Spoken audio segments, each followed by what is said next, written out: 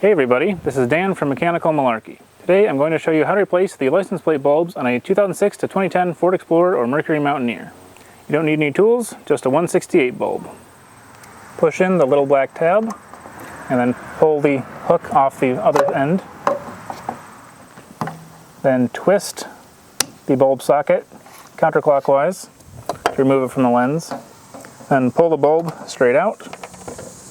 Push the new bulb straight in. Turn it clockwise to put it back into the lens. Hook the one side on and push it up till it clicks. I hope this video was helpful. If it was, please like, comment, subscribe to the channel, follow me on social media on Facebook and Instagram, and read the blog at mechanicalmalarkey.com. Thanks for watching.